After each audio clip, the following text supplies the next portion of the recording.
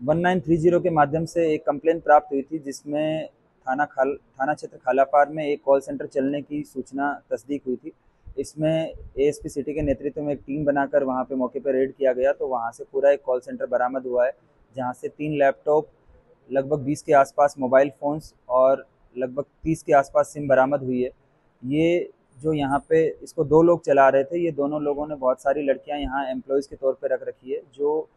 पुणे और उसके आसपास के क्षेत्र के बेरोजगार युवाओं को फ़ोन करते हैं और उनको जॉब दिलवाने के नाम पे उनसे एडवांस सिक्योरिटी मनी डिपॉजिट करवा लेते हैं। ये सिक्योरिटी मनी 2500 से 5000 के बीच में रहती है, और फिर उसके बाद में उनकी जॉब ना लगवा के और उनके जब वो पैरवी करते हैं तो इनके नंबर्स वगैरह ब्लॉक कर देते हैं। इस तरह से ये पुणे और उसके आसपास के क्षेत्र के लोगों को, बेरोजगार जो लोग हैं उनको टारगेट करके और उनसे पैसा हड़पने का एक पूरा सिस्टम चल रहा था, जिसमें जो इनको कॉल्स जो की जा रही थी वो यहाँ मुजफ्फरनगर के खालापार से की जा रही थी। पुलिस द्वारा इसमें दो मुख्य अभियुक्त हैं, अहाद और जुबैर, इनको गिरफ्तार किया गया है। और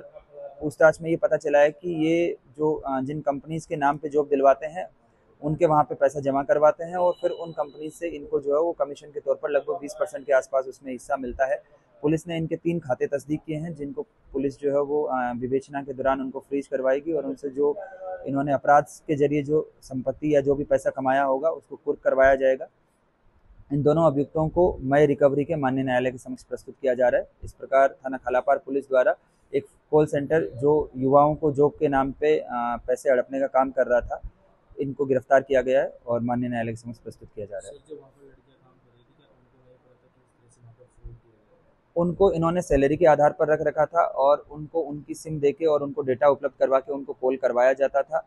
पूछताछ के दौरान जो है वो उन्होंने बताया कि इनको ये इस चीज़ का अंदाज़ा नहीं था कि ये जो काम कर रहे हैं फिर आगे जॉब दिलवाई जाती है या नहीं दिलवाई जाती है। इनका काम उन लड़कों को वहाँ पहुँचाना होता था, लेकिन इस बात की अभी पुष्टि नहीं हुई है कि इनके द्वारा इस आपराधिक कृत्य में इनके साथ मिलीभगत रही हो, या इनको जो ये पूरा जो सिस्टम चल रहा था, जो ऑर्गेनाइज्ड क्राइम के तौर पर ये जो चल रहा था, इसमें इनको सैलरी के अलावा और अगर कोई अन्य प्रलोभन मिला होगा तो विवेचना के दौरान उन पर भी कार्रवाई की जाएगी। इसमें जैसे जब विवेचना के दौरान या जो प्रारंभिक पूछताछ हुई है इसके दौरान जब पता किया तो ये लगभग लगभग कई हज़ारों लोगों के साथ जो उन्होंने फ़ोन किए, क्योंकि ये काफ़ी समय से इस तरह से कॉल्स की जा रही थी और हर महीने ये लगभग लगभग 30 से 40 हज़ार लोगों को कॉल करते थे। तो ये काफ़ी बड़ी संख्या में जो लोग हो सकते हैं जो इनकी ठगी का शिकार बने हैं। पुणे की पुलिस से जो है वहाँ से भी संपर्क किया जा रहा है और इसके संबंध में जो कार्रवाई की गई है उसके संबंध में उनको अवगत कराया जा रहा है। अगर वहाँ से कोई इसमें कंप्लेनेंट अपनी ओर शिकायत दर्ज कराता है तो इसमें भी फिर जो कार्रवाई होगी वो लिंक की जाएगी। इस प्रकार के और अन्य भी जनपद मुजफ्फरनगर में कार्रवाइयाँ हुई है। आपने देखा होगा कि कुछ दिन पहले साइबर सेल ने भी एक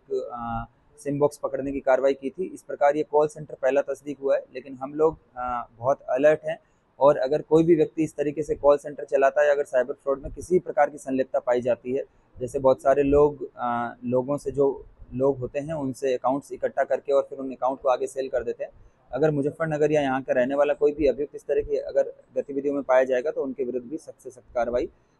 अमल में लाई जाएगी।